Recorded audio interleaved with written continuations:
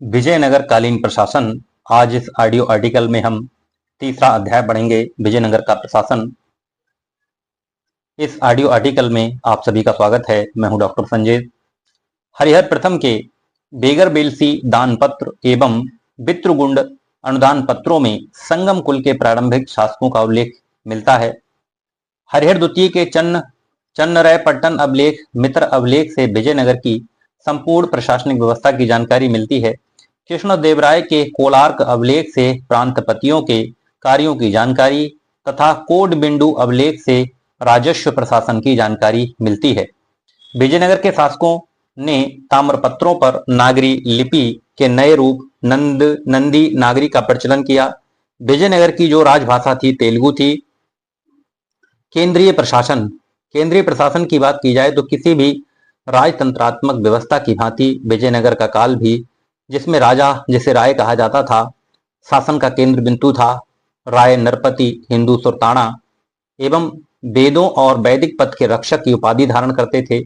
विजयनगर के शासक भगवान विरूपाक्ष राज्य के संरक्षक देवता शिव के रूप की ओर से शासन करने का दावा करते थे। सभी राजकीय आदेशों पर सामान्यतः कन्नड़ लिपि में श्री विरूपाक्ष अंकित रहता था। प्रशासन कौटिल्य की सप्तांग विचारधारा पर आधारित था। राय राजत्व में देवत्व का प्रतिनिधित्व करता था। कृष्णदेवराय ने यही प्रदर्शित करने के लिए अपना राज्याभिषेक कृष्ण जन्माष्टमी को कराया। राय की सत्ता निरंकुश नहीं थी, अपितु नियंत्रित थी। स्मृतियां, धर्मशास्त्र एवं मंत्रिपरिषद उसे निरंकुश नहीं होने देती थी। राय प्रजाहित को सदैव वरीयता देते थे। कृष्णदेवराय कहता भी है, प्रजा कल्याण किए बिना राजा का कल्याण नहीं हो सकता। युवराज प्रशासन में राजा के पश्चात युवराज का पद होता था। राजा अपने जीवन काल में ही युवराज की नियुक्ति कर उत्तराधिकार संघर्ष को न्यून कर देता था। युवराज का राज्याभिषेक संस्कार पट्टाभिषेक कहलाता था। विजयनगर शासन की अन्य विशेषताएं थीं। संरक्षक या प्रशासक रीजेंट की नियुक्ति, शासक द्वारा वृद्ध या साय होने पर राज पद का त्याग, सहकारिता पर आधारित संयुक्त या दैव शासन की परंपरा। हरिहर एवं बुक्का तथा विजय राय एवं देव राय ने संयुक्त शासन किया था। प्रशासन में ब्राह्मणों का महत्व था। केंद्रीय प्रशासन में 3 प्रकार की संस्थाएं थीं, राज परिषद, सामान्य परिषद और मंत्री परिषद। राजा राज परिषद की राय से ही आदेश जारी करता था। राजा के चयन, अभिषेक एवं प्रशासन संचालन में राज परिषद की महत्वपूर्ण भूमिका होती थी। केंद्र में 20 सदस्यीय मंत्री परिषद थी। मंत्री परिषद विजयनगर की सबसे महत्वपूर्ण संस्था थी। इसकी बैठक स्थल को वेंकट विलाप मंडल कहा जाता था। मंत्री परिषद के सदस्यों की आयु 50 से 70 वर्ष के बीच होनी चाहिए। महाप्रधानी या प्रधानी मंत्री परिषद के अधिकारी थे, जबकि उसका जो अध्यक्ष था सभा नायक कहलाता था। केंद्र में सचिवालय व्यवस्था लागू थी। इसका उल्लेख नूनिज एवं अब्दुल रज्जाक ने किया है। ये 40 खंभों पर आधारित भव्य इमारत थी, जिसे रज्जाक ने दीवान खाना कहा। कारणिक रायसम सचिवालय का प्रमुख था। रायसम सचिव कारणिक लेखाकार था। माननीय प्रधान गृह मंत्री, सेनबोर लिपिक, राजकीय मुद्रा को रखने वाला मुद्राकर्ता, कार्यकर्ता अन्य प्रमुख अधिकारी थे। विभाग नियोग कहलाते थे। साम्राज्य का विभाजन प्रांतों में हुआ। प्रांतों को राज्य, मंडल या चावड़ी भी कहा जाता था। कुछ इतिहासकार मंडल को राज्य से बड़ी इकाई मानते हैं। महत्वपूर्ण है कि साम्राज्य के विभाजन में एक रूपता नहीं थी। जैसे कर्नाटक अंश में बेंठे, नायडू, सीम, ग्राम, स्थल। सबसे बड़ी इकाई क्या थी? बेंठे थी। बेंठे के बाद नायडू, नायडू के बाद सीम, सीम के बाद ग्राम, ग्राम के बाद स्थल। तमिल अंश में बलय नायडू यानी कोट्टम, पर्र, नायडू, स्थल, ग्राम। सबसे बड़ी बलय नायडू या कोट्टम, उसके बाद पर्र, नायडू, स्थल, ग्राम इकाइयां थी। प्रांतीय प्रशासन डोमिंगो पाइस कृष्णदेवराय के समय प्रांतों की संख्या 200 बताता है। एच कृष्ण शास्त्री महोदय के अनुसार प्रांतों की संख्या 6 थी। प्रांतपति को मंडलेश्वर, दंडनायक आदि कहा जाता था। प्रांतीय शासकों को काफी स्वायत्तता प्राप्त थी। उनको दरबार लगाने, सिक्के जारी करने, कर आरोपित करने, अपनी सेना एवं अफसरों की नियुक्ति करने का भी अधिकार प्राप्त था। नायंगार या पोलीगार व्यवस्था विजयनगर के प्रांतों में नायंगार प्रणाली लागू थी। ये प्रणाली सर्वप्रथम काकतीय राजवंश में विकसित हुई।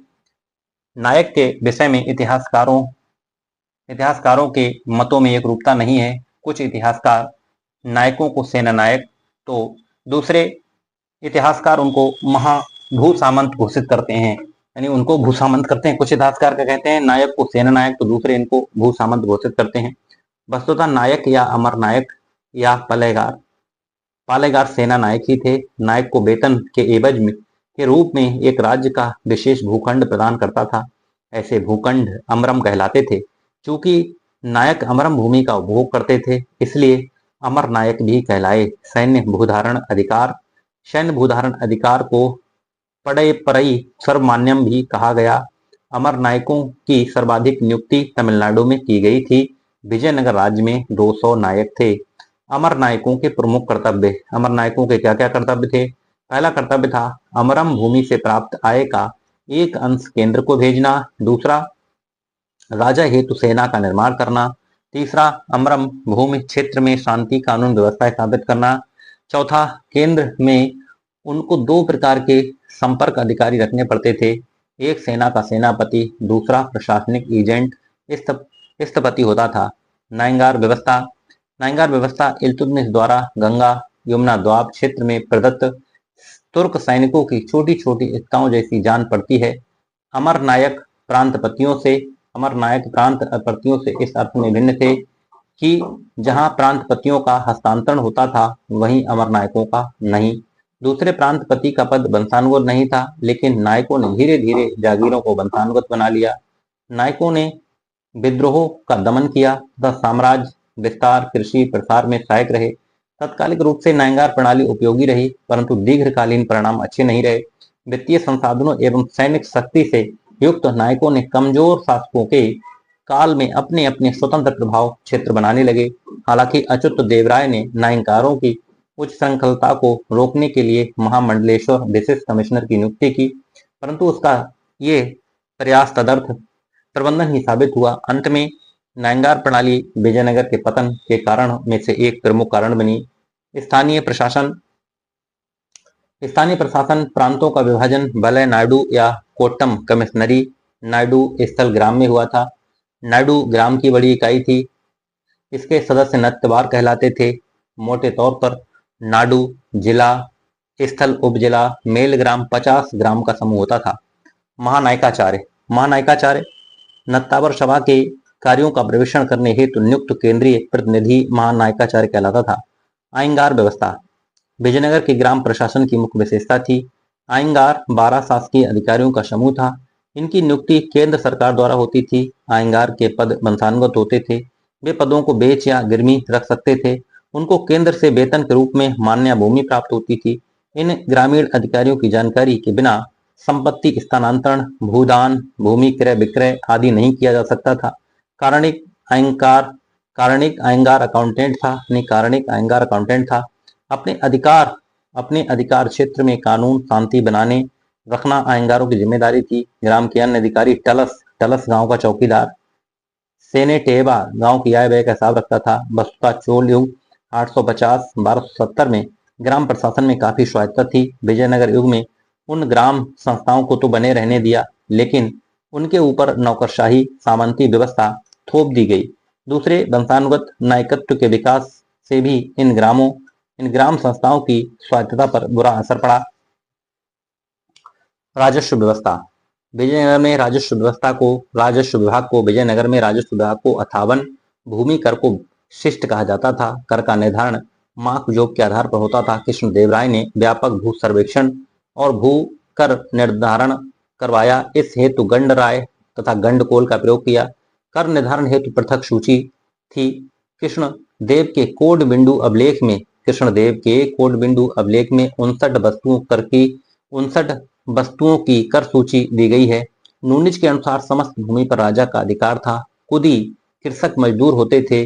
भूमि क्रय विक्रय के साथ ही इनसे लगे कुदी भी हस्तांतरित हो जाते थे। भूमि के प्रकार, पहली थी भंडारबाद केंद्र के प्रत्यक्ष नियंत्रण में रहने वाली भूमि। उत्तर भारत की खालसा भूमि जैसी उम्बली या उम्बलिका कुछ विशेष सैनिकों को सेवाओं के बदले प्रदत्त कर मुक्त भूमि होती थी। इसे उम्बली या उम्बलिका कहते थे। रत्तकोडगे युद्ध में शौर्य प्रदर्शित करने वाले शहीद परिवारों को प्रदत्त भूमि, कुट्टगे यानी पट्टे पर प्रदत्त भूमि, मान्य आयंगारों को मदद मान्य आयंगारों को प्रदत्त कर मुक्त भूमि, पट्टेदार पट्टेदार एवं मालिकों के बीच पट्टेदार एवं मालिकों के बीच भूमि की आय बंटवारा भरम कहलाता था। कभी कभी लगान वसूली एवं व्यापारिक महत्व के स्थान आदि की इजारेदारी नीलाम कर दी जाती थी। यानी पट्टेदार एवं मालिकों के बीच भूमि की आय का बंटवारा भरम कहलाता था। कभी कभी लगान वसूली एवं व्यापारिक महत्व के स्थानवाद की इजारेदारी नीलाम कर दी जाती थी। कर कर राज्य की आय का सबसे बड़ा स्रोत भू राजस्व था। नीलकंठ शास्त्री महोदय के अनुसार भू राजस्व 1/6 था। नूनिज के इस कथन में सत्यता नहीं है कि किसानों को अपनी उपज का 10वां भाग देना पड़ता था। कृष्ण देवराय ने 1/3 से 1/2 भाग तक कर वसूला। ब्राह्मणों से 1/20 भाग, मंदिरों से 1/30 भाग कर के रूप में लिया जाता था। ब्राह्मण एवं मंदिर कर मुक्त नहीं थे। अन्य करों में गृह कर था, औद्योगिक कर था, संपत्ति कर, परिवहन कर, बाजार कर, पशु कर, सैनिक कर आदि प्रचलित थे। कृष्ण देवराय ने विवाह कर को खत्म किया। सदाशिव राय एवं राम राय कौडोंजा नामक नाई से इतना प्रसन्न हुआ कि उसकी संपूर्ण नाई जाति को कर से मुक्त कर दिया। इसके बाद सिंचाई व्यवस्था विजयनगर में सिंचाई का कोई विभाग नहीं था। सिंचाई की व्यवस्था करना सामुदायिक जिम्मेदारी थी। सिंचाई में पूंजी निवेश कर आय प्राप्त की जाती थी। तमिल क्षेत्र में इसे दसाबंदा एवं कर्नाटक में कड़कोडगेज यानी तमिल क्षेत्र में इसे दसाबंदा, कर्नाटक में कड़कोडेज या काटकोडगे कहा जाता था। विजयनगर के शासकों ने मदांग झील का निर्माण तुंगभद्रा नदी पर किया था। यद्यपि विजयनगर में करों की संख्या तो अधिक थी, लेकिन कर की दर अधिक नहीं थी। यानी विजयनगर में करों की संख्या अधिक थी, कर की दर अधिक नहीं थी। शासकों का ध्येय जन कल्याण था। कृष्णदेवराय को उचित मात्रा में ही कर वसूलने की सलाह देते हैं। यानी कृष्णदेवराय राजा को उचित मात्रा में कर वसूलने की सलाह देते हैं। उसके अनुसार राज्य की आमदनी को 4 भागों में 4 हिस्सों में यानी एक हिस्सा राजा एवं धर्म खर्च, 2 हिस्सा सैन्य खर्च और शेष कोषागार में जाना चाहिए। कुल मिलाकर विजयनगर साम्राज्य में 1 करोड़ 20 लाख करोड़ राजस्व की प्राप्ति होती थी, जिसमें 60 लाख केंद्र का और 60 लाख नायंगारों अन्य अधिकारियों को वितरित किया जाता था। अनेक इतिहासकार विजयनगर को राज्यों का महासंघ एवं युद्ध राज्य बताते हैं। इतिहासकारों ने विजयनगर राज्य को हिंदू रूढ़िवादिता एवं परम निष्ठा के गूढ़ रूप में परिभाषित किया। नीलकंठ शास्त्री ने इसे युद्ध राज्य के निकट माना है।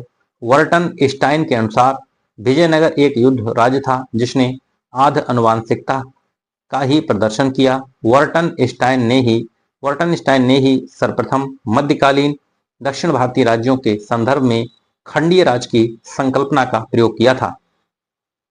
सैनिक संगठन सेना को कंदाचार कहा जाता। महासेनापति नायक सैन्य विभाग का प्रबंधक था। सैनिकों के प्रशिक्षण के हेतु नियमित विद्यालय थे। सेना में मुसलमान पुर्तगाली सैनिक थे।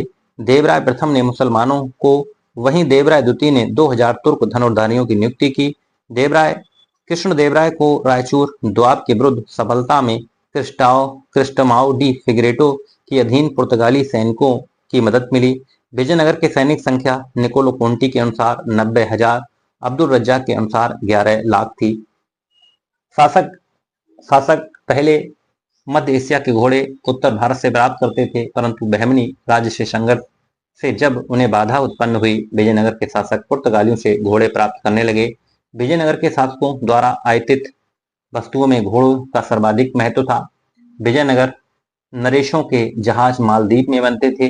नौसेना का भी अस्तित्व था। ऐसा लगता है कृष्णदेवराय ने अन्य रायों के विपरीत नौसेना पर कम ही ध्यान दिया।